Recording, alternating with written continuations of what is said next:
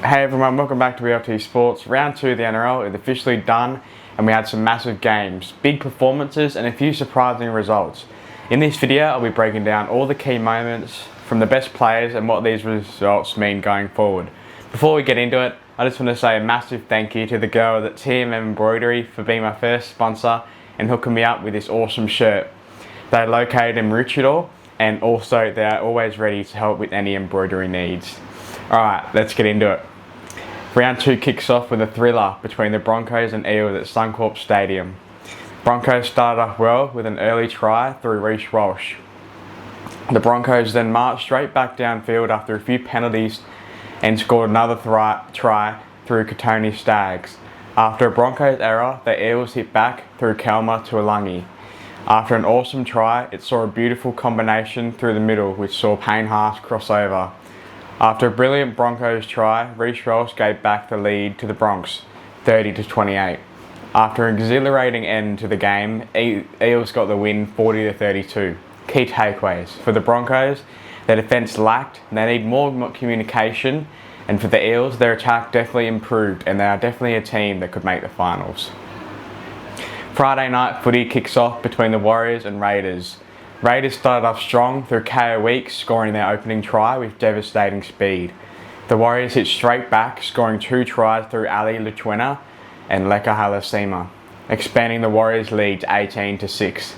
After a Raiders error, Warriors crashed over through Jackson Ford, expanding their lead to 30-6. After a rampaging run from Leka Halasima, he crossed over for his double. After second half dominance by the Warriors in the wet, they got the win confidently and beat the Raiders 40-6. Key takeaways. For the Warriors, their attack was breathtaking and their defence was even better. They are definitely a team to beat this year. And for the Raiders, they need to improve their defence and completion rate and need to play simple attack. Here we go. The match of the round is finally upon us. Between the Roosters and the Rabbitohs. Both teams came out playing fast, physical football. After 15 minutes, Rabbitohs gave the Roosters a cheap penalty and they elected to take the 2 points. But Sam Walker unfortunately missed it. After some Daly Cherry Evans brilliance, he crossed over to score his first try at the Rooster. After an offload from Latrell Mitchell, Alex Johnson ties with Cam Irvine for the all-time try scoring record. Shortly after the break, the crowd was waiting in silence for it to happen, and it did. Only one play after half-time, Rabbitohs make a break down the sideline, and the draws in some Roosters defenders and passes the ball to his winger partner, who races away and scores the try to make him break Ken Irvine's try-scoring record that stood for 53 years, and the crowd embraced this moment by all running onto the field to share this special moment with the man. It would have been good for the Rabbitohs to get the win, but after a Roosters comeback, they took the game 28-16. Key takeaways for the Roosters. They had great attack, but defence could improve for both teams, and for Rabbitohs, their attack was definitely better. Another hyped up game gets underway between the Cowboys and Tigers. Both teams started fast after Tigers gave away a cheap penalty that led to the Cowboys taking a penalty goal, taking their lead to 2-0 6 minutes in. After Kai O'Donnell got sent to the bin, Tigers capitalised and crossed over through Samuele Fenu. And straight after that, the Tigers got a few line breaks and they crossed over again through Adam Dewey. The Tigers led at the break 28-2. The Tigers continued this dominance into the second half and they got the win 44-16. Key takeaways for the Tigers. They are definitely a team to look out for in 2026, and the Cowboys, their defence lacked and they had way too many errors. The second game, a Super Saturday, gets underway between the Dragons and the Storm. Melbourne started off strong after a penalty and elected to take the goal, sending the game to a 2-0 lead.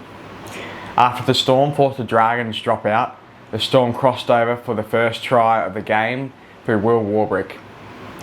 Then hit back straight through Jack Howarth. After a few set restarts, Dragons hit back through Christian Tuipolonu. After Melbourne staged an awesome comeback, they took the game 46-20. Key takeaways. The Storm attack was awesome and their defence improved in the second half. And for the Dragons, they had way too many errors, but they looked good in attack. The last game of Super Saturday rolls around and it's a cracker between the Sharks and Panthers. Both teams started strong, with Panthers crossing over through Brian Toto. After most of the first half with no points, Blaze Talangi threw a beautiful cutout pass for Thomas Jenkins to cross over. Panthers continued to dominate into the break, expanding their lead to 18-0. After the break, Sharks hit back through Sione Katoa. It looked like the Sharks might have been able to come back, but overall, Penrith were too strong and took the game 26-6. Key takeaways for the Panthers: their attack was consistent and their defence was the difference. And for the Sharks, they looked good in some parts of attack, but their completion rate needs to improve.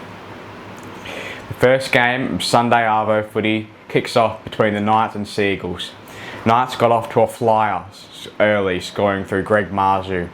They quickly marched back downfield and went back-to-back through Dominic Young. After some cheeky ball play from Jamal Fogarty, he crossed over for Manly's first try of the game.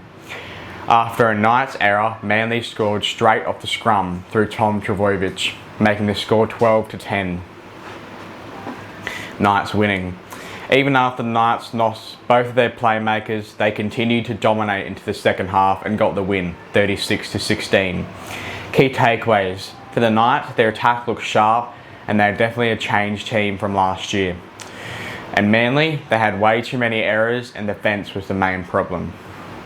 As round 2 finishes off, we head to Suncorp to watch the Titans and Dolphins battle it out in the first Queensland Derby of 2026. Titans started the game off strong after they got a penalty and elected to take the 2 points. After 35 minutes of no tries and mostly errors, the Titans scored the first try through Jojo Fafita. The halftime score was 8-0.